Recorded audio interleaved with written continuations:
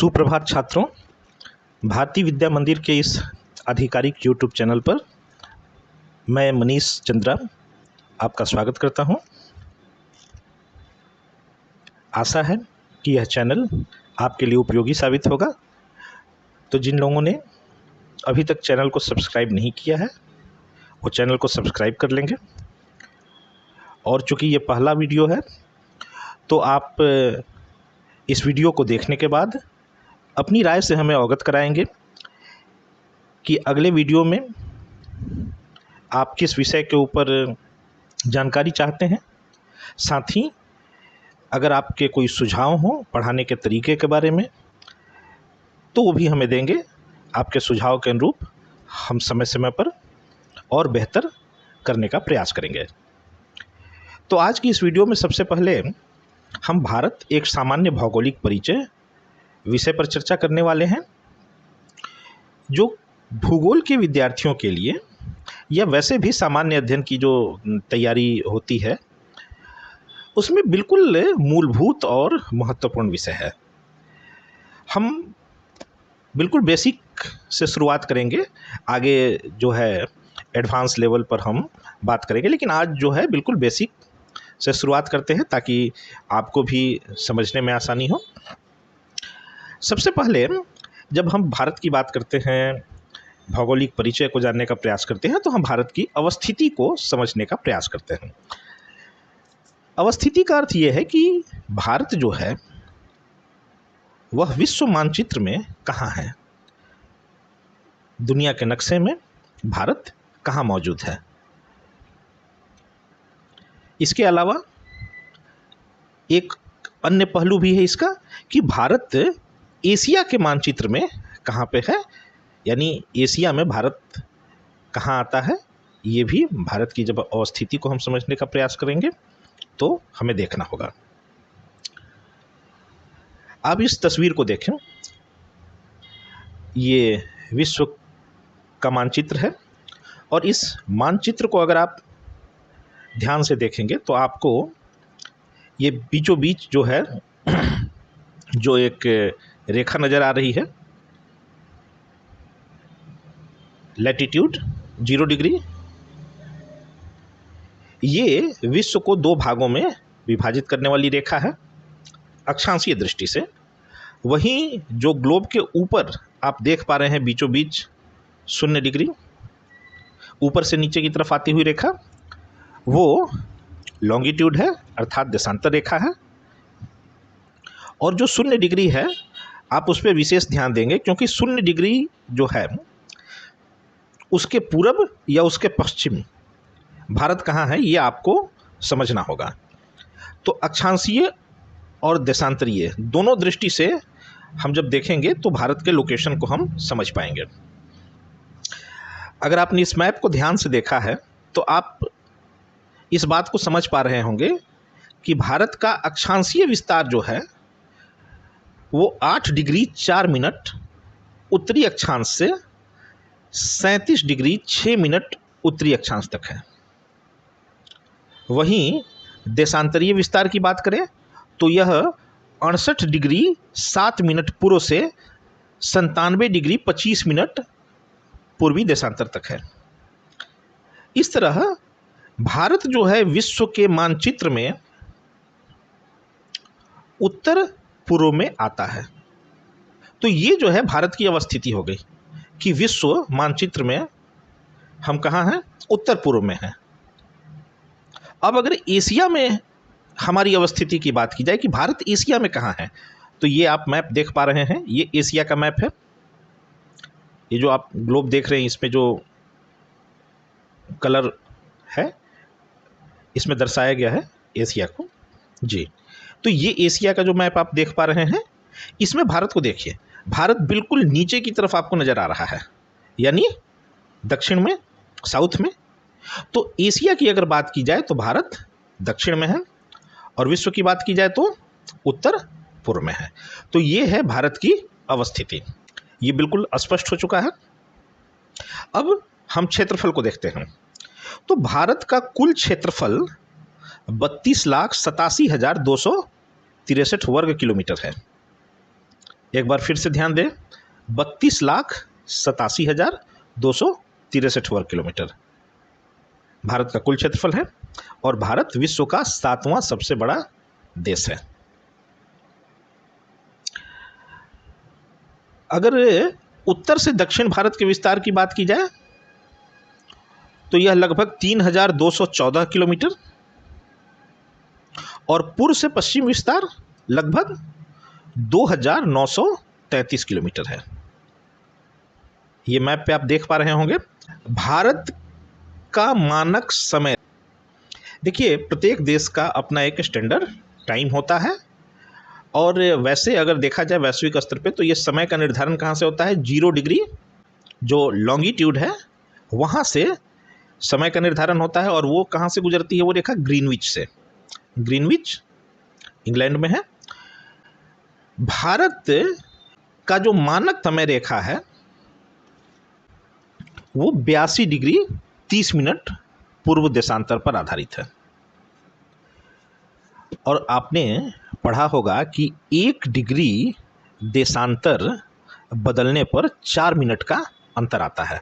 तो इस तरह 82 डिग्री 30 मिनट पूर्व देशांतर पर अगर भारत के स्टैंडर्ड टाइम को फिक्स किया गया है तो आप समझ सकते हैं कि यह ग्रीनविच समय से 5 घंटे 30 मिनट आगे होगा। ठीक है, 5 घंटे 30 मिनट ये आगे होगा। क्लियर है? अच्छा, यहाँ आगे बढ़ने के पूर्व मैं एक बात और बताना चाहता हूँ।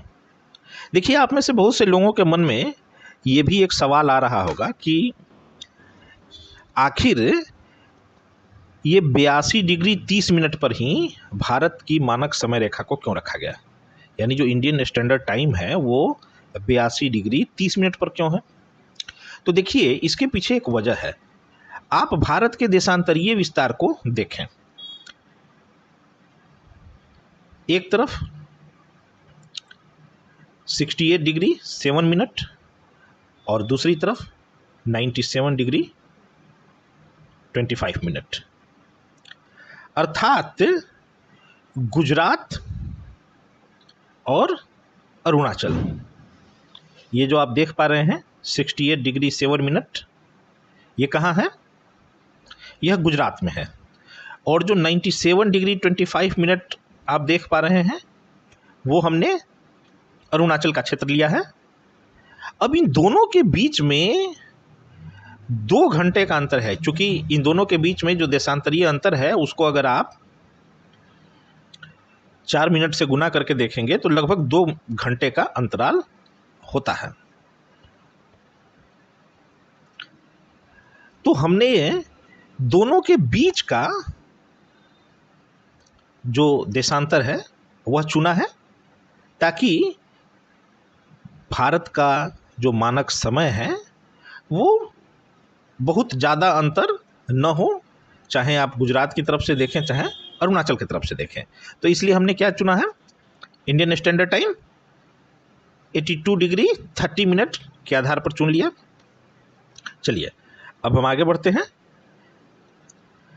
भारत के उत्तर में हिमालय पर्वत श्रृंखला है, दक्षिण में हिंद महासागर है, पश्चिम में अरब सागर है तथा पूर्व में बंगाल की खाड़ी है। ये एक तरह से क्या है, हमारी प्राकृतिक चौहद्दी कह लीजिए। भारत की भूमि का 75% भाग प्रायद्वीपीय पठार एवं मैदानों से मिलकर बना है। तो आप ये देखें मैप में लगभग 75% जो हिस्सा है वो किसका है, प्रायद्वीपीय पठार का है और मैदान का है। क्योंकि आप ये गंगा का मैदान देख पा रहे हैं, ब्रह्मपुत्रा का मैदान है, सिंधु का मैदान है और फिर ये प्रायद्वीपीय पठार। तो कुल मिला के 75% भाग जो है भारत की भूमि का वो प्रायद्वीपीय पठार और मैदान है। भारत की स्थल सीमाएं लगभग 15,200 किलोमीटर लंबी हैं, जबकि समुद्री तटरेखा लगभग 7,516 किलोमीटर तक फैली हैं। स्थल सीमाएं जो कि भारत के चारों तरफ जो अन्य देश हैं उनसे मिल रही है स्थलीय सीमा, आप उन्हें देखेंगे तो ये लगभग 15,200 किलोमीटर लंबी है, जबकि समुद्री तटरेखा कितनी है?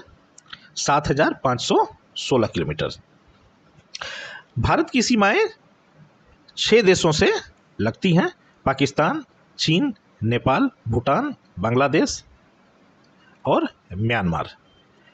लेकिन एक अन्य देश भी है जिसके साथ भारत की सीमा मिलती है, लेकिन चूंकि वह क्षेत्र इस समय पाकिस्तान के कब्जे में है, इसलिए वास्तविक रूप से उस देश की सीमा अभी हमारे देश के साथ नहीं लगती है। और वह देश कौन सा है? अफगानिस्तान। अगर आप इस मैप को देख पा रहे हैं तो यहाँ आप देखेंगे कि अफगानिस्तान की भी सीमा जो है वह भारत से लगती है, लेकिन फिलहाल चूंकि यह क्षेत्र भारत का पाकिस्तान के कब्जे में है, इसलिए वास्तविक जो स्थिति है वो ये है कि अभी फिलहाल अफगानिस्तान की जो सीमा है वह भारत से नहीं मिलती है। ठीक। अच्छा, भारत की मुख्य भूमि के अतिरिक्त हमारे पास 2 महत्वपूर्ण द्वीप समूह भी हैं। एक है अंडमान एवं निकोबार द्वीप समूह। अंडमान एवं निकोबार द्वीप समूह ये कहाँ है? बंगाल की खाड़ी में है। और दूसरा लक्षद्वीप द्वीप समूह ये कहाँ है? अरब सागर में। तो ये भी महत्वपूर्ण तथ्य है, आपको याद करना होगा। भारत को भौगोलिक दृष्टि से 6 प्रमुख भौतिक प्रदेशों में बांटा गया है। ये क्लासरूम स्टडी में भी हमने कई बार आपको बताया है, और एक बार फिर से भौगोलिक दृष्टि से भारत को 6 प्रमुख भौतिक प्रदेशों में बांटा गया है। देखिए, एक जो है उत्तर का हिमालय पर्वतीय क्षेत्र है, दूसरा उत्तरी मैदान जिसे कि हम गंगा का मैदान भी कहते हैं, तीसरा प्रायद्वीपीय पठार। ये जो आधे के नीचे आप भारत के देख पा रहे हैं ये प्रायद्वीपीय पठार का भाग है। राजस्थान की तरफ जो आप देख रहे हैं वो क्या है? मरुस्थलीय प्रदेश है। और ये भारत के जो दोनों तटीय हिस्से आपको नज़र आ रहे हैं इन्हें हम तटीय मैदान कहते हैं। इसमें पूर्व का मैदान और पश्चिम का मैदान शामिल होता है, और अंतिम द्वीप समूह है। इस तरह से कुल मिलाकर 6 प्रमुख भौतिक प्रदेशों में भारत को बांटा गया है। भारत की प्रमुख पर्वत श्रृंखलाएं जो हैं हिमालय है, विंध्य है, सतपुड़ा, अरावली, पश्चिमी तथा पूर्वी घाट। ये मैंने एक मैप लगा दिया है, आप ज़्यादा बेहतर तरीके से समझ पाएंगे। जहाँ तक प्रमुख नदियों का सवाल है तो भारत की प्रमुख नदियाँ हैं गंगा, यमुना, ब्रह्मपुत्र, गोदावरी, कृष्णा, नर्मदा, कावेरी, महानदी। ठीक है, ये भारत की प्रमुख नदियाँ हैं। भारत की जलवायु को उष्णकटिबंधीय मानसूनी जलवायु कहा गया है। देखिए, उष्णकटिबंधीय क्यों कहा गया है? क्योंकि भारत जो है वह उष्णकटिबंध में ही आता है, लेकिन यहाँ पे मानसून का भी प्रभाव देखने को मिलता है। मोटे तौर पर यहाँ 4 ऋतुएं पाई जाती हैं: ग्रीष्म, वर्षा, शरद और शीत। वर्षा का प्रमुख स्रोत जो है दक्षिण पश्चिम मानसून है, जो जून से सितंबर तक सक्रिय रहता है।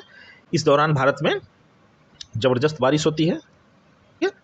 भारत में कुल मिलाकर 28 राज्य हैं और 8 केंद्र शासित प्रदेश हैं जो भौगोलिक, सांस्कृतिक और आर्थिक रूप से विविध हैं। इस तरह संक्षेप में कहा जाए तो भारत एक भौगोलिक रूप से विविध, संसाधन समृद्ध और सांस्कृतिक रूप से जीवंत देश है, जो विविधता में एकता का जीवंत उदाहरण है। तो विद्यार्थियों, यह था भारत का एक संक्षिप्त भौगोलिक परिचय। अगर आपको यह जानकारी उपयोगी लगी हो तो वीडियो को लाइक करें, शेयर करें और चैनल को सब्सक्राइब करना तो बिल्कुल न भूलें। अगले वीडियो में हम जानेंगे भारत के भौतिक प्रदेशों का विस्तृत अध्ययन। तब तक के लिए अपना ध्यान रखेंगे। धन्यवाद।